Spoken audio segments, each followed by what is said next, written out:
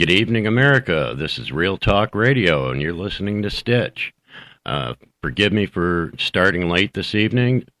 This is not a professional studio. We're doing this from home, and people have lives, things happen. So we got off to a little bit of a late start today, but we've got a good show, and if we get some people calling in, it's probably going to go over. So I've got plenty of information this week. I got a little cocky last week and didn't make notes.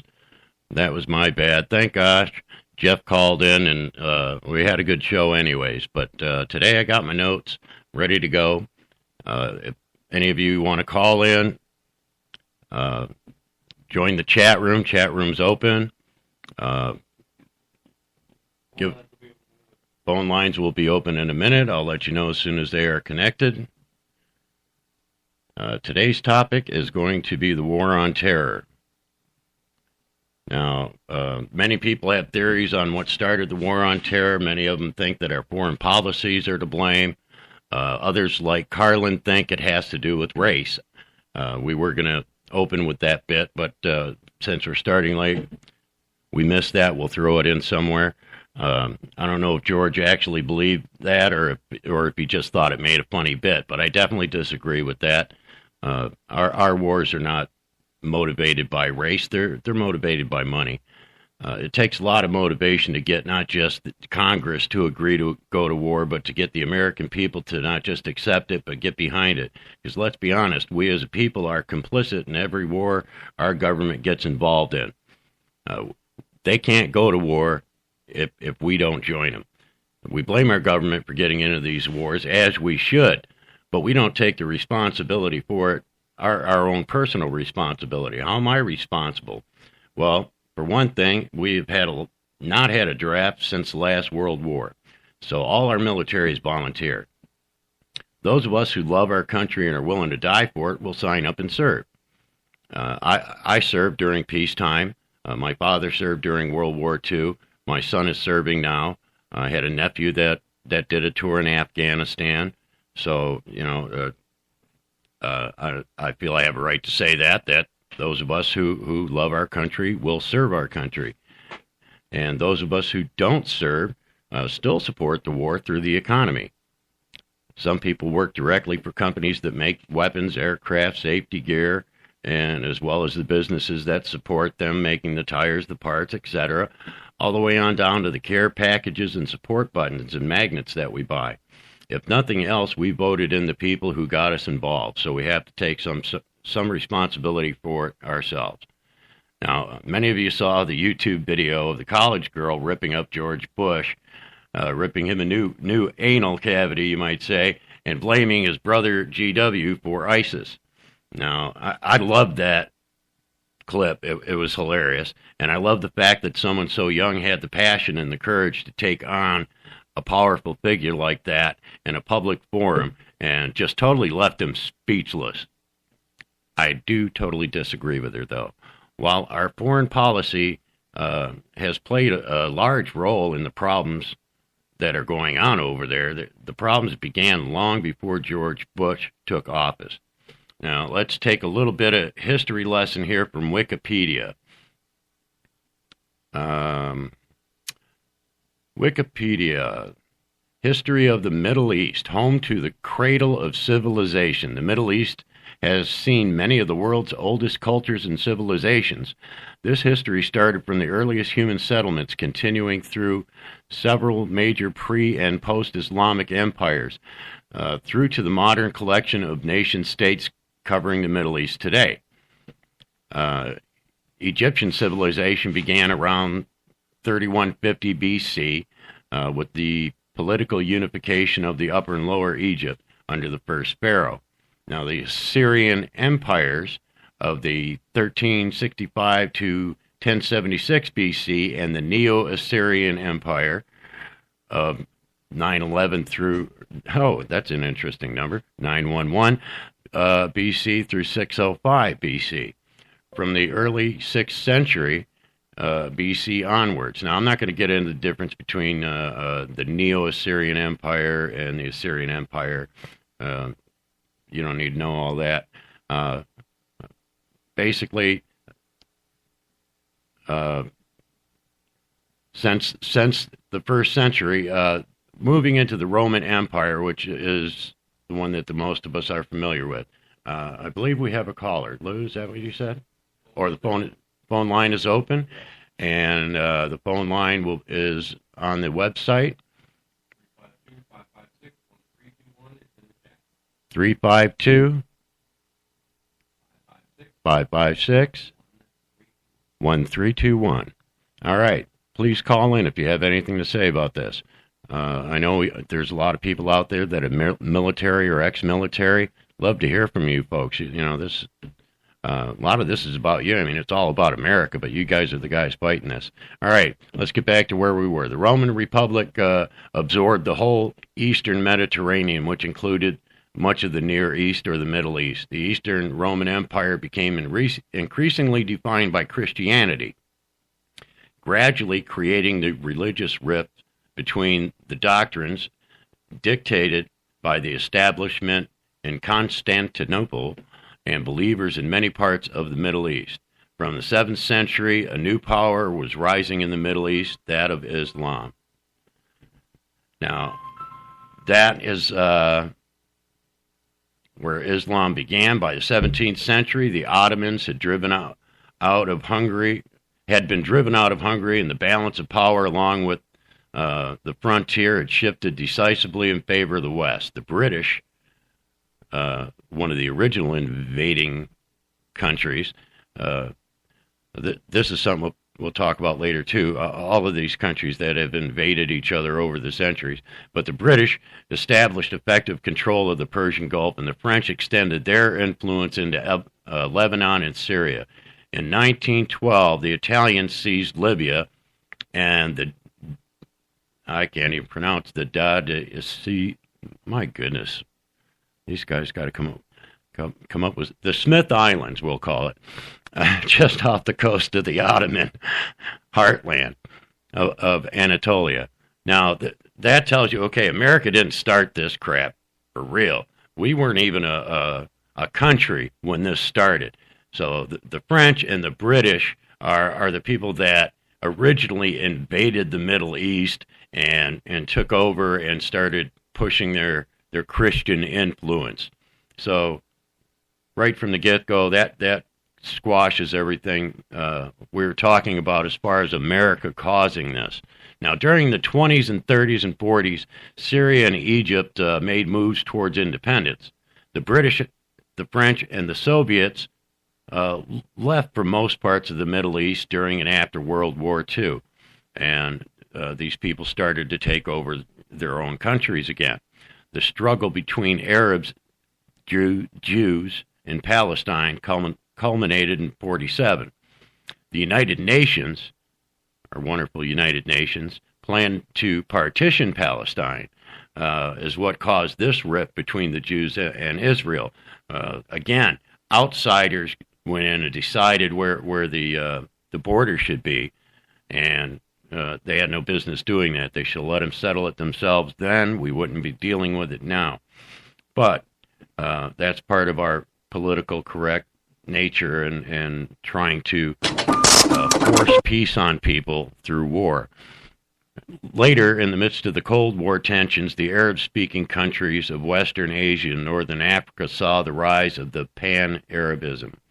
The departure of the European powers from direct control of the region, the establishment of Israel, and the increasing importance of the oil industry marked the creation of the modern Middle East. In most Middle Eastern countries, the growth of market economies was inhibited by political restrictions, corruption, and cronyism. Hey, that sounds like America, doesn't it? Overspending on arms and prestige projects, and overdependence on oil revenues. The wealthiest economies in the region per capita are the small oil-rich countries of the Gulf, Qatar, Kuwait, Bahrain, and the United Emirates. Why? Because they are less greedy and show off their wealth less, and they keep more of it. Now, since the Iranian Revolution of 1979, aka the Islamic Revolution, and similar changes in Muslim-majority countries throughout the 80s, the region is experiencing an ideological trend in favor of Islam. The fall of the Soviets in Afghanistan in 1991, or the fall of the Soviet Union period in 1991, brought a global security refocus from the Cold War to the War on Terror. That's where the United States started paying attention to the Middle East.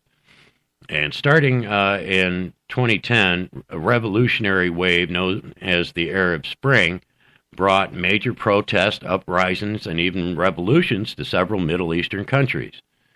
Clashes in Iraq in 2013 were the preliminary to the Sunni pan-Islamist ISIL uprising. That's what we're dealing with now. I've mentioned both pan-Arabism and pan-Islamism, and I'm going to explain this one because it's important to know the difference between the ideology and what's happening. When you put the term pan in front of those group advocates for all Islamists, excuse me, I got lost here. When you put the pan in front of the groups, they advocate for all Islamists to unite and to form a more powerful caliphate and become self-sustaining trading partners and shunning contact with Europe and the Americas. In other words, those are the extremists of their ideologies. It's kind of like our conservative Christians or our left-wing liberals. You know, they've taken their beliefs to an extreme, and they want to go back to the old ways where their religion runs their politics, and they want all of the westernization that they've accepted removed from their culture.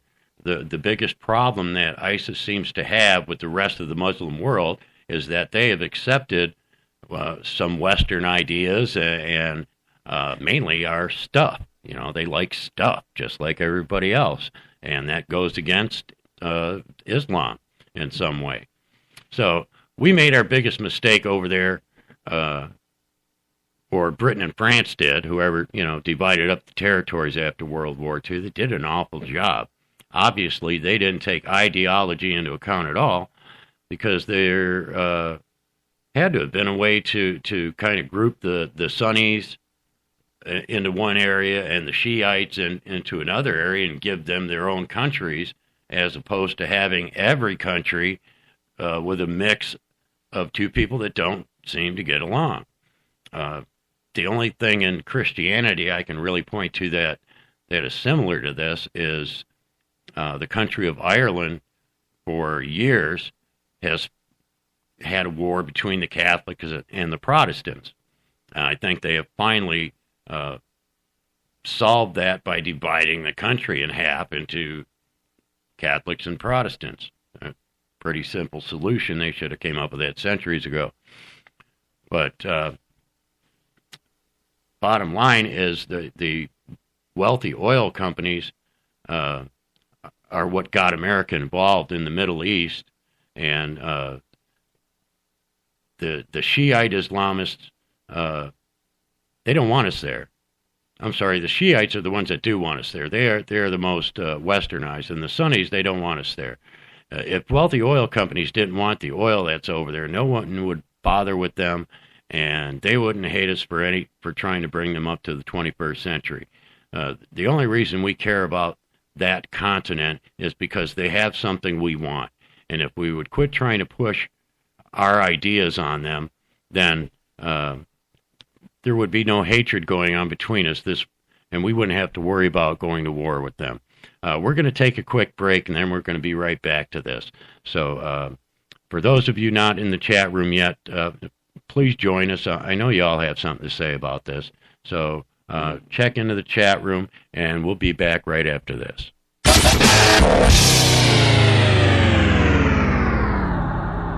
If you're looking for a better way to clean the air in your home or office, you need the all-new Ozone Light. It's as simple as changing your light bulbs. The Ozone Light looks like a normal spiral type of light bulb. It screws in most standard light sockets, but it's not a normal light bulb. It's coated with titanium dioxide. It's completely safe, but this unique coating kills most airborne bacteria, mold spores, and neutralizes odors. Just one light cleans the air in an entire room and lasts 8 times longer than the normal light bulb. If you have smokers, if you have allergies, if you have pet odors, mold, or mildew, you need the Ozone Light. It will wipe them out, and you have our word. If you're not satisfied with the way the Ozone Light cleans the air in your home, simply return it for a full refund. Call 1-800-380-4095, 1-800-380-4095, 1-800-380-4095, or visit airtimestore.com. That's airtimestore.com.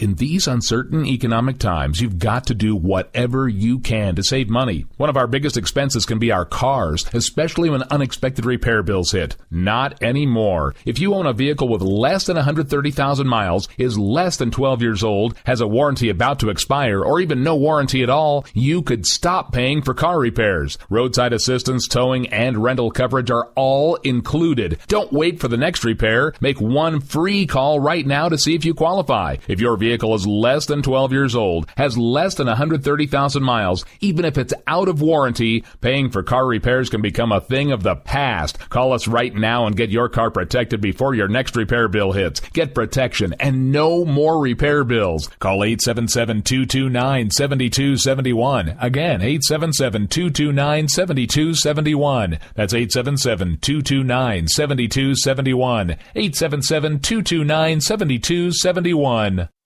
If you want to work until you keel over, have less of everything in retirement, or give back more of your hard-earned money to the stock market again, then just ignore me. But if you'd like to protect the money you save, receive a steady, predictable retirement income, and enjoy financial security for as long as you live, then listen to this. You can download a free report that reveals the wealth-building secrets Wall Street and the banks don't want you to know. You'll learn how you can get guaranteed growth, safety, and real prosperity without risking your money in the Wall Street casino, and how to get the money you need when you need it, simply by asking for it. This is the best way to have a 100% secure retirement and know your money will last as long as you do. To learn more about this method and to get your free report, go to 28security.com. That's the number 28security.com. 28security.com. Go to 28security.com. If you are successful at what you do, whether you're a doctor, a lawyer, a business owner, or you have a great career, you understand the concept of protecting yourself. Well,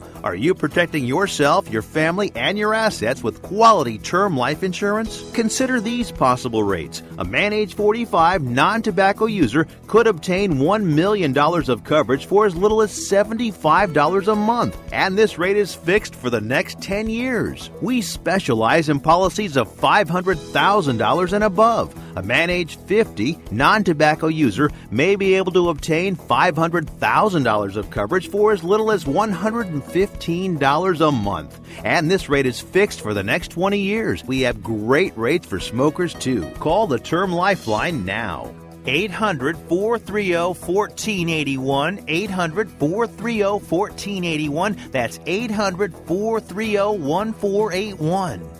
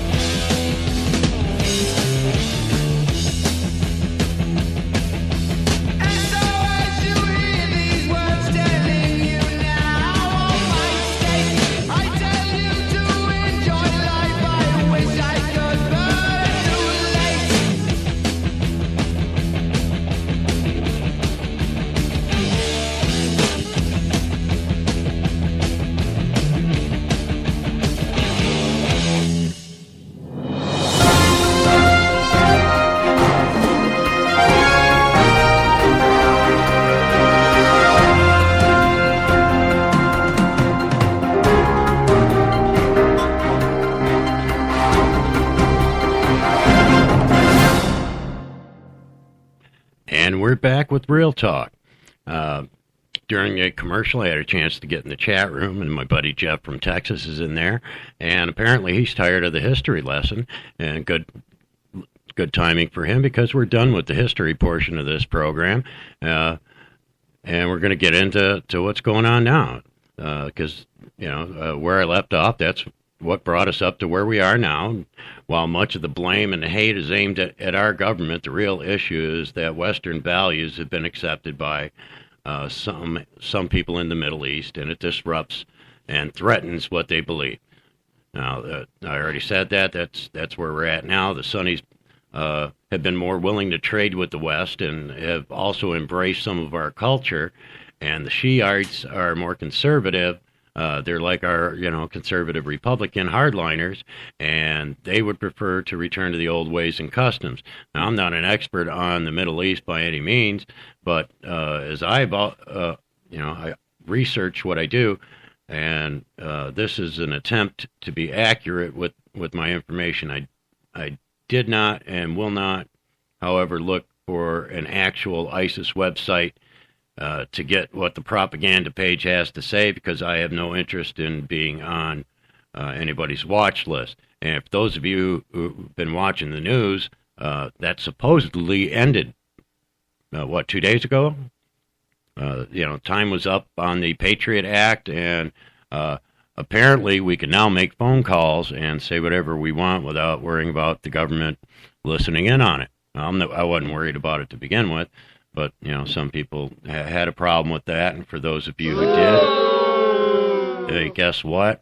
We got that freedom back. I'm not sure it was the right time to do it, but, it's something that a lot of American people have an issue with, for sure, and it is giving up a freedom. It's a matter of what you value more, your freedom or your safety, I guess.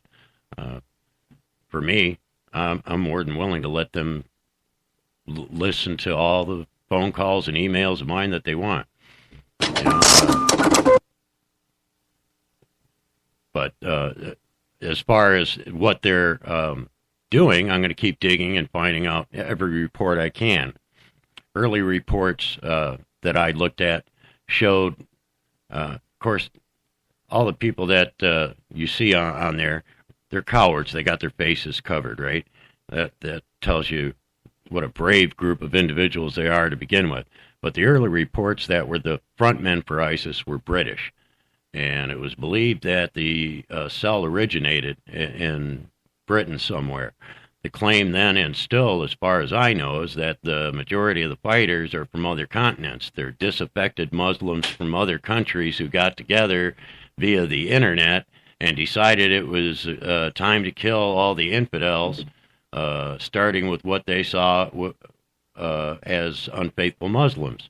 So they decided to leave their nice, cushy homes and go out to the desert and kill those unfaithful Muslims out there who dared to buy an air conditioner. Now, when I first started reading about the stuff in the paper, that was the most confusing part to me, was why kill other Muslims? I got my first clue in an article about an interview with former General Petraeus, and that's when I found out that the two biggest players in the Middle East are the Saudis, which are majority Sunni, and Iran, which is predominantly Shiite. Neither country is directly aligned with ISIS, but it would appear that Saudi Arabia would have the most to gain, even though ISIS is also killing Sunnis that don't adhere to the ISIS version of Islam. It's crazy, isn't it?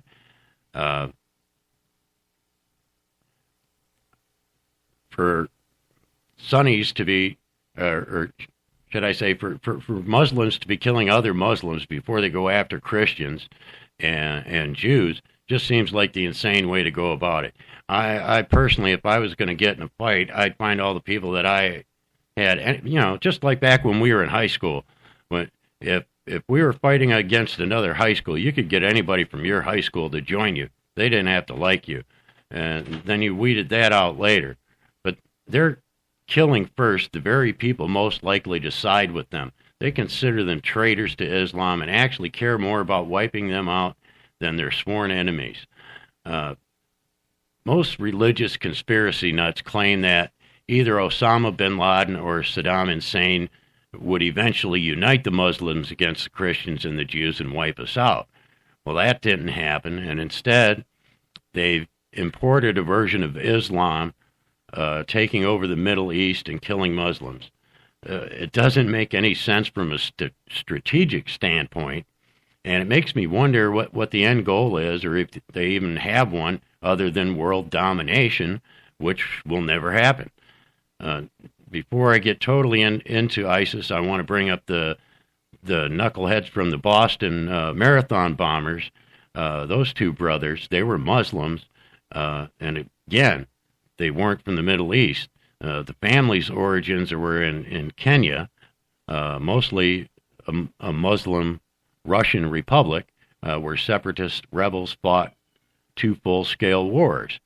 Now, I was going to do a pretty good bit on that, but bottom line, Jeff, I'm going to skip the history lesson. We'll go straight to it. Their family moved here to find a better world, and for whatever reasons, they didn't fit in. I know the mother got arrested. She was a shoplifter. They got deported.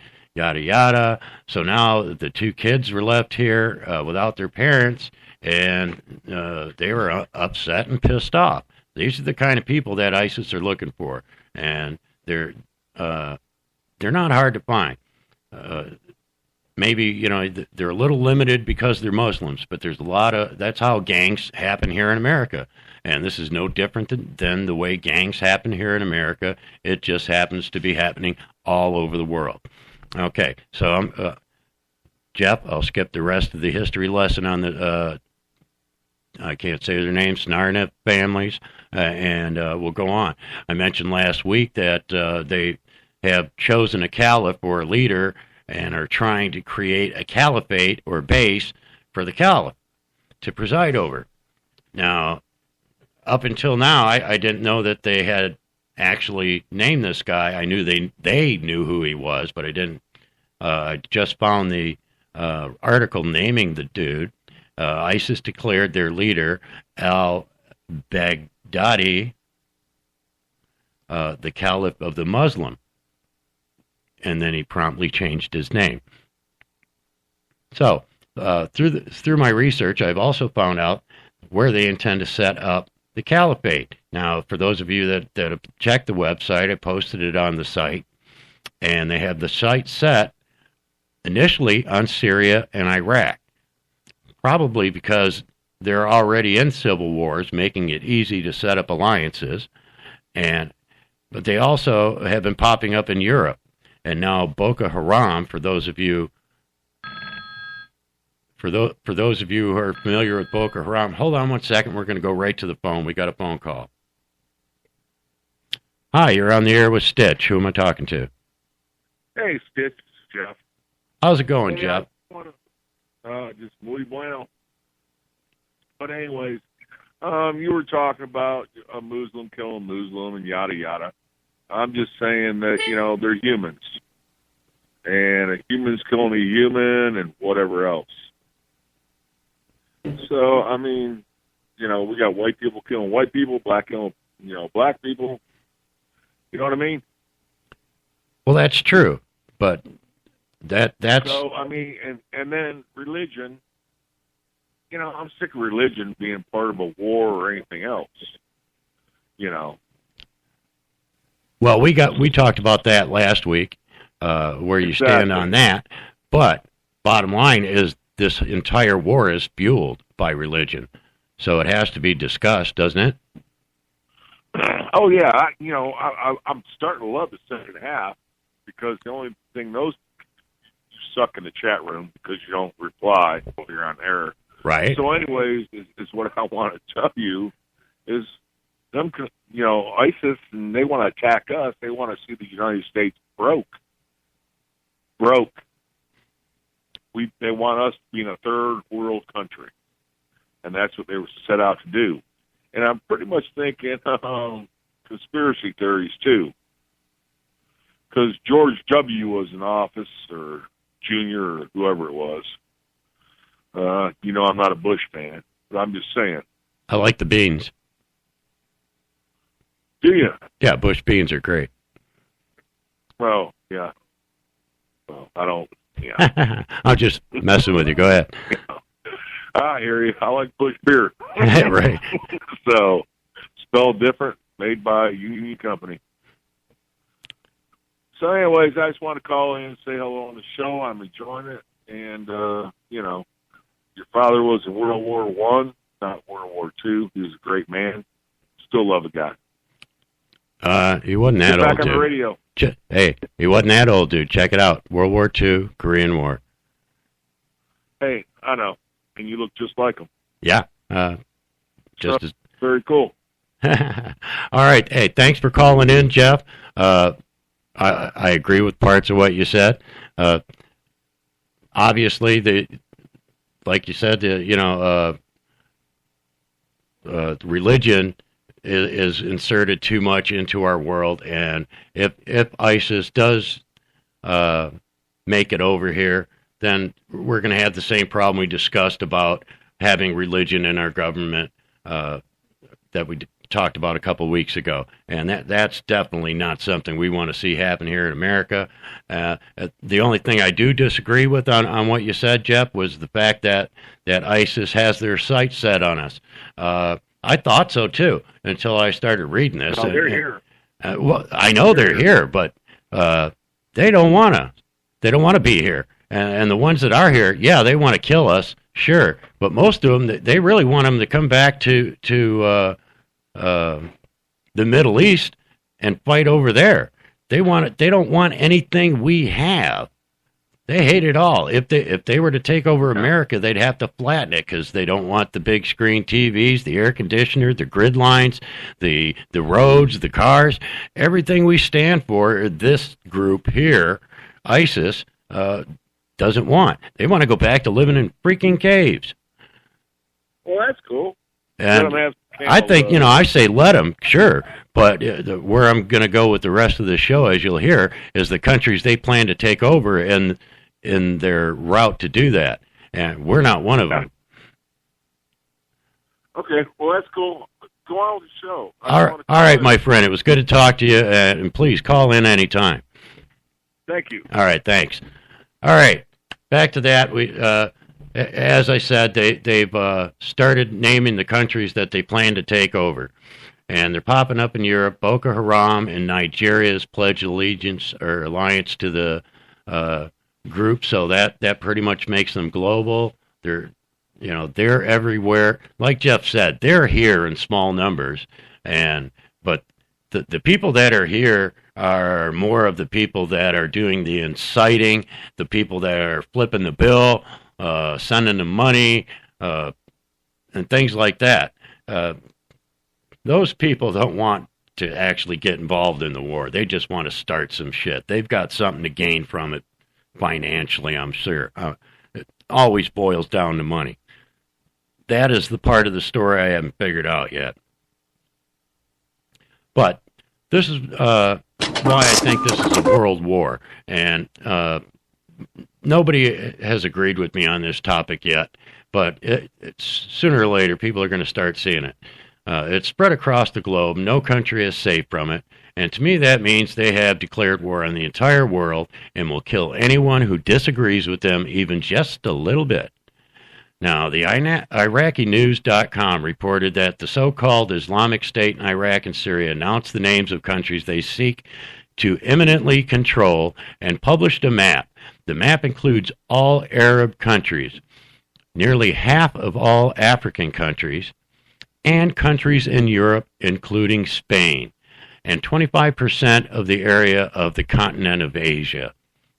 Now, most Americans, and like my friend Jeff specifically, says, okay, that's fine with us. As long as you're not coming here, why should we be part of it, right? We don't care. But bottom line is our economies are linked to these countries, and the idea Jeff had about them squashing us financially, that would do it. If we let them take away all of our trading partners around the world, then all of our rich corporates are going to go to shit. Well, be honest with you, that might be good for the middle class. We'd have to start all over again and become self-sufficient. So as far as that's concerned, there's pluses and minuses to this thing. There are people that would be for it. Anyway, ISIS noted that the map of the Islamic Caliphate contains the division of the Islamic State into several states or emirates, each containing a group of countries. The state of Iraq includes both Iraq and Kuwait. A state they're going to call the Levant includes Syria, Lebanon, Palestine, Jordan, and the Sinai Peninsula. While a state they're going to call, I'm going to try it, Hijaz, Hijaz, whatever that is, includes Saudi Arabia, United Arab Emirates, Qatar, Bahrain, and Oman. The state of Yemen will remain unchanged, and a state called Khorasan will contain Iran, Afghanistan, Uzbekistan, and the Indian subcontinent. Can you say nukes? This, to me, is the biggest thing that America has to fear from ISIS. Okay, people, like I just said, there's a lot of people that really could care less if they took over every one of these countries. And I'm one of them. I don't ever intend to do business with them, visit them. They don't matter to me.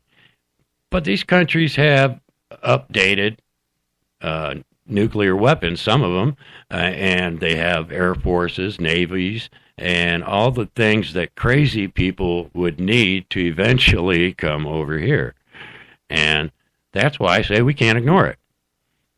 Now, the fact that they are at war with Iran, and Iran is on the list, or I'm sorry, that they're not at war with Iran and Iran is on the list, says something to me and raises a big red flag about the president's desire to open up trade with Iran.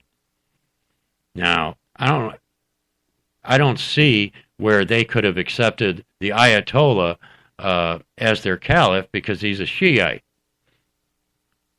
But the Ayatollah's also been awfully quiet about the talks between our presidents, and he's usually really vocal during these times. And I don't know, it kind of scares me. I don't know if they can switch Muslim groups the way we switch from Republican to Democrat, but I'm a little worried about where Iran fits into this whole thing.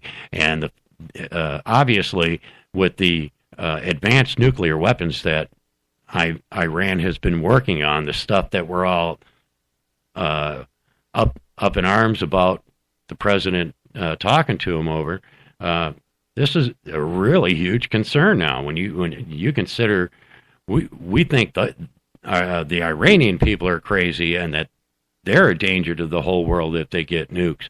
What happens if these nutballs get a hold of what Iran already has? There is nothing but trouble going to come from that.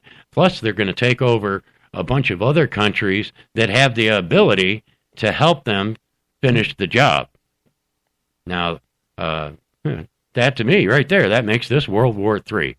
That means we cannot ignore it. We got to do something about this. One of the things that makes no sense, well, I just said, is Iran is not involved enough in the actual foot battles over there. They've got some fighters in Iraq, but other than that, they're just supplying munitions and arms to the different terrorist groups over there. And somebody needs to get these guys a little bit organized and get this fight together. And I think America is the one that's got to take the upper hand. We're obviously one of the more intelligent groups, so we need to take control and not go side by side with them, but work with them and coordinate with them on this war. We're going to take another quick break, and then we'll be back to talk about that. Let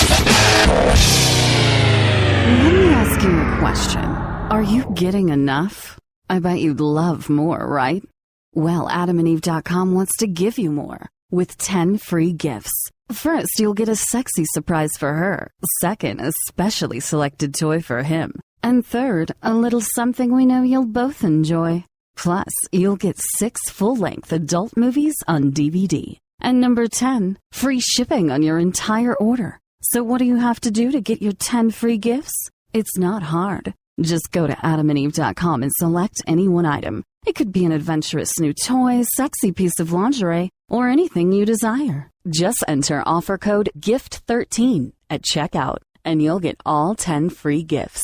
Go check out AdamandEve.com today. Select one item and get 10 free gifts, including free shipping, when you enter offer code GIFT13. That's GIFT 13 at AdamandEve.com. If you are successful at what you do, whether you're a doctor, a lawyer, a business owner, or you have a great career, you understand the concept of protecting yourself. Well, are you protecting yourself, your family, and your assets with quality term life insurance? Consider these possible rates. A man age 45 non-tobacco user could obtain $1 million of coverage for as little as $75 a month, and this rate is fixed for the next 10 years. We specialize in policies of $500,000 and above. A man age 50 non-tobacco user may be able to obtain $500,000 of coverage for as little as $115 a month. And this rate is fixed for the next 20 years. We have great rates for smokers too. Call the Term Lifeline now. 800-430-1481, 800-430-1481. That's 800-430-1481.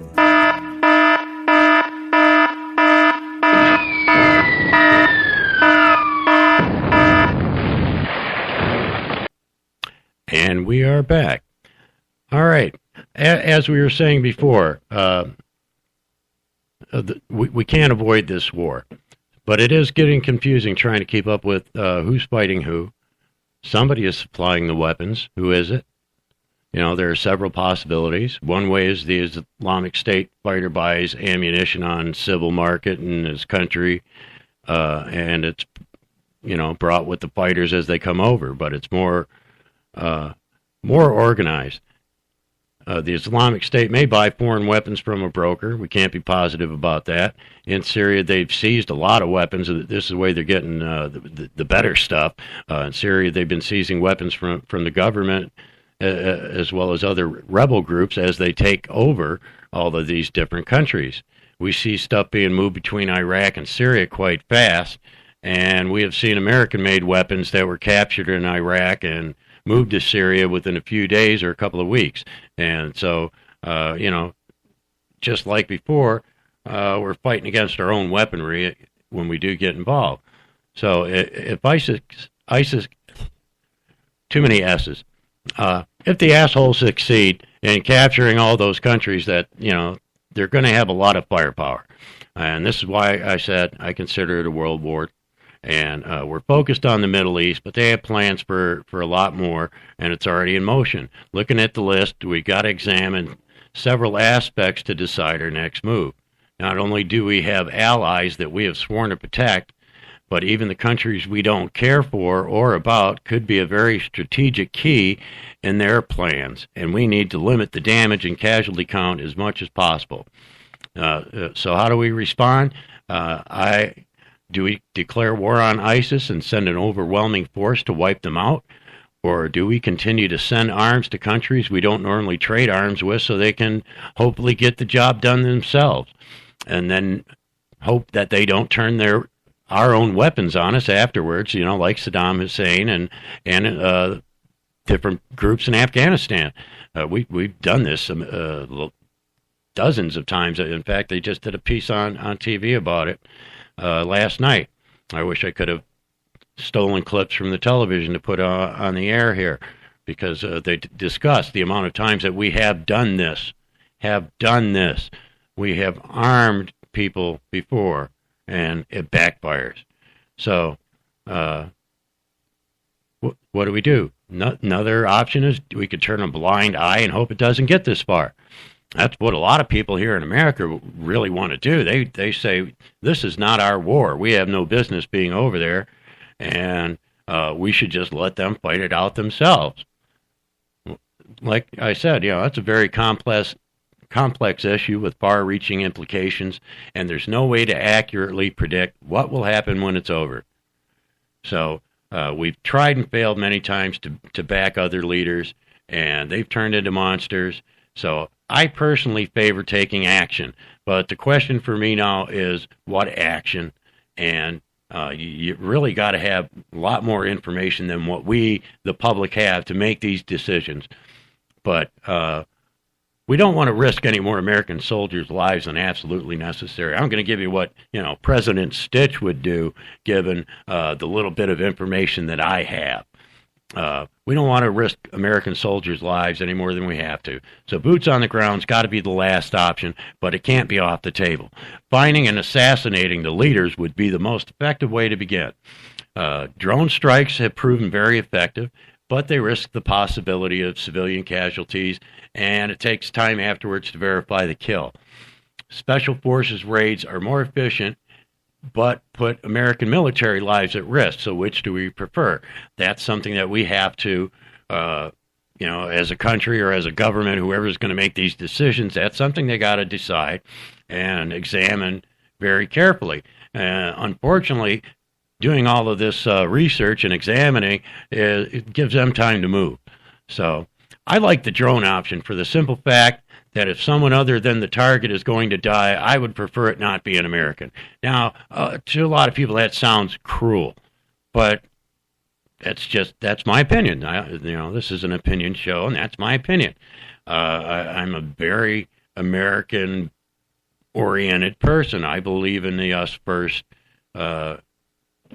philosophy of life. It's not necessarily the best Christian philosophy, but that's what I work with. It's racist to some extent, but I consider all Americans to be like family. And the fact that we can't control the fact that they are hiding amongst civilians in hopes that we won't attack. They're using our own morals against us. The fact that we don't want to kill civilians and we don't want to kill children gives them a great place to hide. So they hide in the mosques, they hide in the churches, they hide in the villages, they hide in and amongst the people we don't want to kill. So I really like the drone, and terrorists don't fight according to the rules of the Geneva Convention. There's nothing they won't do, no atrocity too big, no child too small. These sick SOBs will kill them all. So how do you fight that? In the words of Malcolm X, by any means necessary. Now, you won't hear me quote Malcolm X a whole lot, maybe King. I never really cared for the by any means necessary philosophy until now, because now all of a sudden it pertains to me. So, pardon me, I forgive you, Malcolm X, for any hate I threw on that message. But I guess sometimes you have to have that attitude. So, what do we think we should do about it? We can go find them. We can fight alongside the people we normally wouldn't help, or we can wait until they bring the fight here. I prefer that they not make it here. But working alongside Muslim forces hasn't gone well in the past. After the things that happened in Iraq and Afghanistan involving people in their military turning on their American counterparts, it's hard to say, hey, let's do that again. But I don't think we can afford to do nothing and let them continue to grow in size, strength, and financial backing. Right now, they're capturing a lot of ground, and with it, as I said before, the spoils and riches that come with it. They're getting all the arms, the ammunition, the wealth, and the assets. Whatever they can't use or sell, they're destroying. They are totally demolishing any trace of history for these territories. But they are gaining money, oil wells, and more advanced weapons. So if they manage to overthrow the governments of either Iraq or Syria, they're going to gain access to all the WMDs that we knew they had, thought they had, couldn't find, and are still out there. They still, Syria, there have been recent reports of Syria using chemical weapons in their own civil war. Now, this is after we supposedly destroyed them all. They supposedly turned them all over, and we destroyed them all. Obviously, not true. All right? So we didn't find them. They hit them, and somebody's going to get them. And these people will use them. They won't threaten to use them. They will use them immediately because they have no respect or concern for human life or the planet, and therefore they have no reason not to use them. If we allow them to grow and capture land, wealth, and weapons, they will eventually have the ability to strike anywhere, including here. Anywhere, including here. Now, this is where it starts getting close to home, right? They're already striking us through suicide bombers, and the bigger they get, the more people will die, and they'll never stop because there will always be another infidel. Another person who believes something different than them that needs killing. If they get to the red button, you know what the red button is, that nuclear button in any of those countries that have nuclear weapons. If they get to that button, it's game over. There's no stopping it then. One button gets pushed in one country, and as soon as we see it flying our way, we push our button, they push their button. Pretty soon, it's just a radioactive planet, and we're all gone. We can protect our red button, but what about Iran, India, Russia, or any of the other countries that I'm not familiar with that may have nuclear weapons, not to mention the smaller WMDs that we aren't even aware of. You know, there's still a lot of chemical and biological weapons out there that anthrax got brought to our awareness. I think it's been almost a decade now, isn't it, since the anthrax? But that was something we had never heard of until it showed up in an envelope. And how do you fight that? Now, they're doing terrible things in Syria with chlorine bombs, even after it was cleared by the UN. So we know it's still out there. ISIS is trying to take over Syria. So they will immediately inherit Assad's WMDs. Guessing somebody over there in Iraq probably knows where they've got theirs hidden, and they're going to get their Air Force, navies, and more. So what would President Stitch do? For starters, I would double up on the cyber snooping.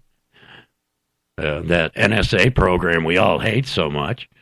I'd quit wasting time recording people who are highly unlikely to be a threat to America and start profiling the son of a bitches that we know have a chance to be involved. Now, almost every one of these terrorist groups that we have eventually killed or caught or whatever, we knew about them before. The brothers from the Boston bombing, we were alerted to them before. We didn't act on it, you know, because we're politically correct. We don't want to offend anybody, and we don't want to break any international laws or, you know, piss off an activist. So we didn't do anything about it. A lot of this crap could have been prevented, and GW has taken a lot of flack saying that he could have prevented 9/11. Well, not if going by the rules that we play by. Now, maybe he could have, maybe he couldn't, but he'd have had to cross a line somewhere. And we tried to open that line with the Patriot Act, but now it was a flawed idea to begin with, wasn't well thought through, but we need to replace it with something that is well thought through. We've had a decade to work on it. Let's figure out a positive way to put through the NSA program and continue to snoop on nut jobs without violating the civil liberties of the average American named Smith, Jones, and Johnson. This is no time to be politically correct. We need to narrow our scope and concentrate on finding the leaders of these groups. If we don't find them, they will continue to recruit. If we don't find them, they're going to continue to recruit, and the war will never end. There is no limit to the amount of disaffected people out there, like the Sarnoffs or any of these other young people who are going over there in droves from all countries around the world and joining this crazy war. Those people will always be there. So we have to get rid of the leaders. Assassinate every leader we can find. High level, low level, I don't care. If you're willing to lead somebody else, kill them. So we concentrate on eliminating all these nuts who take credits for the attacks. This isn't easy, and it's going to take a combination of good intel and quick and decisive action. We can't sit around and bullshit for 2 weeks about whether or not we're going to drop a bomb on the damn son of a bitch. We got to go drop the bomb and then spend 2 weeks deciding whether or not it was a good idea. Now, I know that's not the way we as Americans like to do war. We like things neat and clean. We don't want no civilian deaths. God forbid we killed a child or as happened in a recent attack, an American who had been held captive for about a decade. Life came to a tragic end in a drone strike. Well, I don't have a lot of concern about that. First of all, anybody that goes over there willingly to cover stories for the media or to make money for some corporation, you don't have any business over there. And if you die or get captured, tough shit. You get what you deserve. The only people I care about over there are military people who have been sent over there by our government, have to be there, and they're doing so to protect our lives. Now, those people I care a lot about, and we need to keep the risk down for them. Okay? If you're over there with Halliburton, draw a target on your back so we know where to drop the next bomb. All right. We need to get to a level where we trust our intel. We have to act without hesitation. In order to do that, we have to have more choices to make. Do we send in special forces and risk American lives? Do we protect innocent civilians from getting caught in the fire? Or do we send an unmanned drone and hope that the intel was good? Most cases, I like the drone option, and I've already told you why. But this decision has to be made on a case-by-case basis, and our American soldiers' lives have to be the top priority. I just said that. I don't give a crap about you people over there making money on this war. I don't care about you. But the American soldiers' lives have to be a top priority. We first have to conclude that a drone would not be appropriate due to the amount of innocent civilians, children, and captives. So bottom line, if we know that they're hiding in a school and school is in session and it's full of kids, probably not going to drop a drone on that building. That's probably would rather send in a special force at that time. We would be doing those innocent civilians a great service by getting those idiots out of their building. I know that. The only other benefit I can see to sending in a team would be to positively verify the kill, as in the case of Osama bin Laden and Saddam Hussein, where we needed to see the bodies in order to have closure. If we would not have seen the bodies and the video of their death, people would be insisting to this day that they are still alive and well, and there would be no closure for the victims of 9/11, and people would be using that as motivation. They'd be trying to pretend to be bin Laden or Hussein and perpetuate the myth, and they would continue to build on that martyrdom. So keep in mind also what I said earlier about the crackpots not being in Middle Eastern Muslims, but Brits and Europeans. So These leaders probably are still enjoying the perks of their Western lifestyle while the nut jobs go out and do the dirty work. It's easier for them to not only hide, but recruit when you have a good internet service. So most of these ideological nut jobs are still in the United States, Britain, and Europe. They're not over there sitting in the sand sweating their asses off. So we do have to look amongst ourselves to find the leaders of these groups. Once the ideological leaders are dead, the followers have no direction and a whole lot less fight.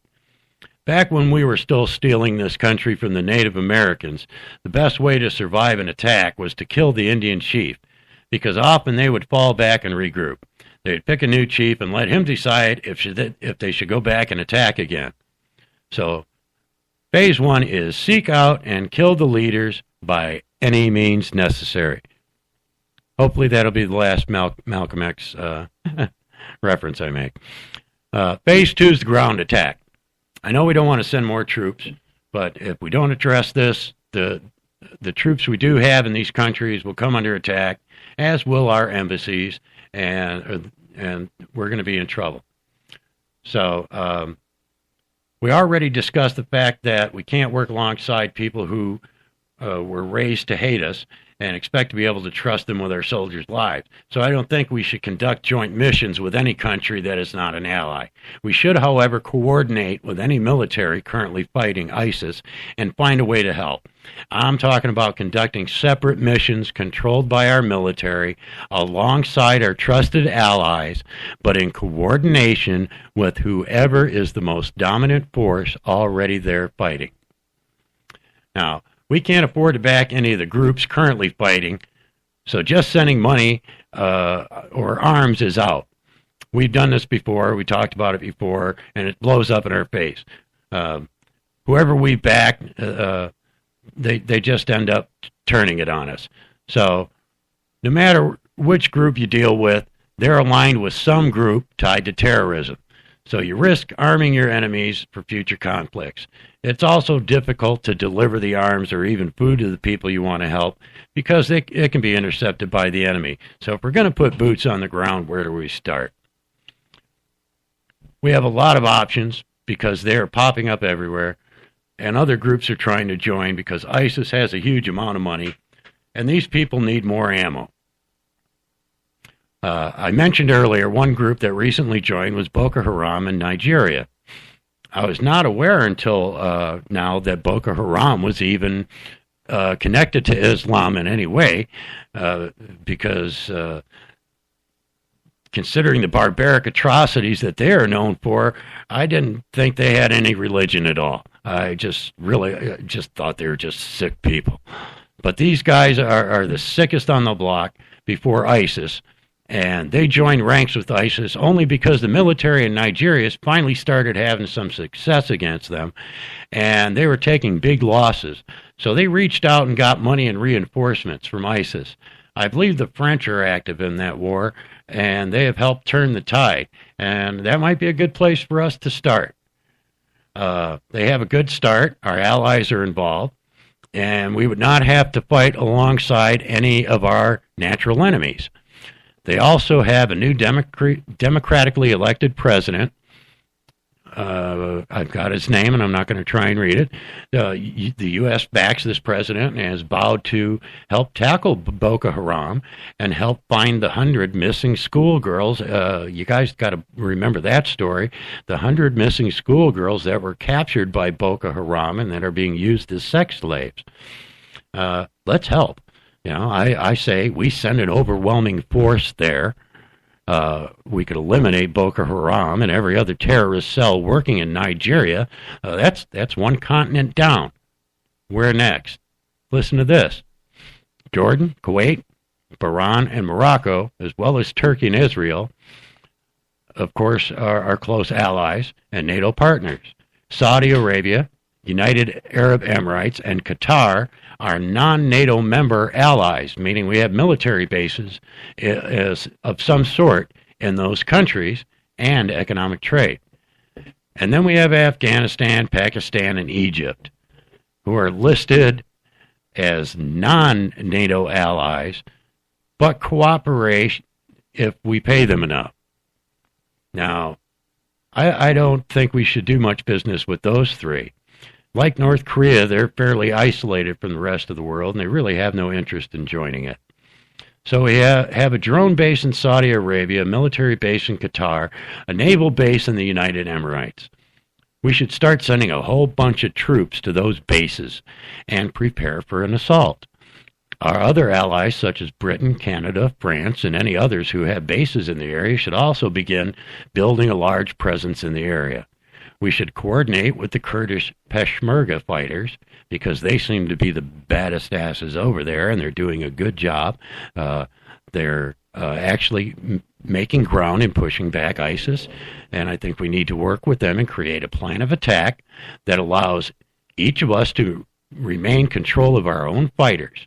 The Peshmerga should continue to attack just as they have been, and we and our allies can attack from one or both sides, giving them only one way out. And with the proper planning, that exit path would run them into yet another overwhelming force to wipe out the rest of them. Now, I know this is a little bit of Stratego, Battleship, and, a lot of those war games we used to play. But hey, it's doable. It seriously is doable. Preferably, the troops would be able to run them into an open area, where an air assault can finish them off. We could come in through Turkey, where Turkey borders with Syria, since that's the path that the Kurds came through and have had the most success with. We need to build on that and continue taking back ground all the way to Iraq. Once we reclaim the land lost by Iraq, we have to make a decision about what we want to do in Syria. Since President Stitch didn't bother to get a UN vote before taking action, won't be a problem. We won't have to worry about the Russians or the Chinese voting against our decision.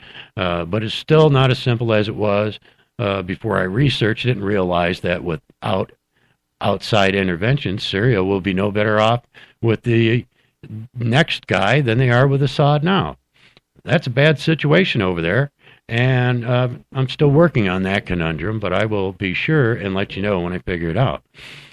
In the meantime, we have to take an active stance against ISIS and find a way to work with as many of the affected countries as much as we can without arming them. Let's fire our own weapons and give them intel where to fire theirs. Every country in Europe has to wonder where they are on the list. They said they plan to take over a lot of Europe, including Spain, but they didn't name all those other countries. I'm pretty sure France is high on the list, considering all the activity going on over there. But every country in Europe has got to be scared right now, and with good reason. You've never been able to get out of a war without the Americans' help before, and I don't expect you're going to get out of this one without our help. So I think we need to start talking. It's time for America to lead again before it gets too late. Now, that's pretty much all I've got for today on the war on ISIS. But next week, we're going to continue the war theme, but we're going to bring it a little closer to home. We're going to discuss the war on poverty here in America, the war on homelessness, the war on racism. That one I've got a whole show really on, but we're going to knock all these together since nobody's calling in.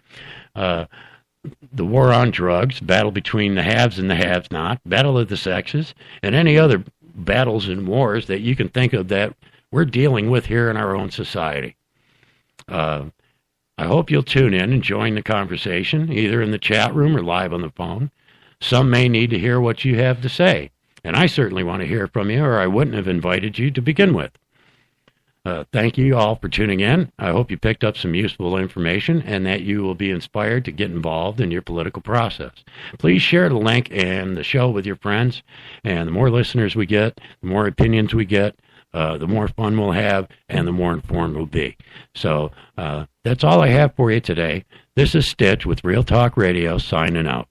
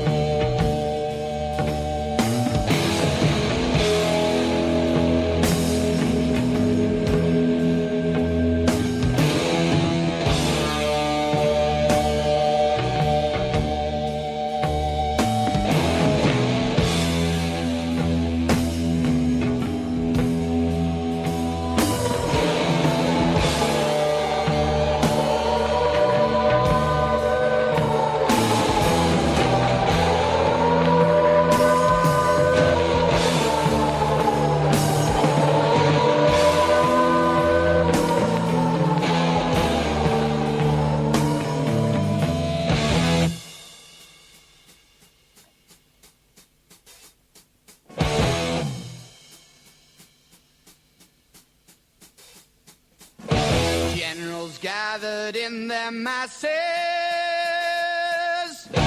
just like witches at black masses.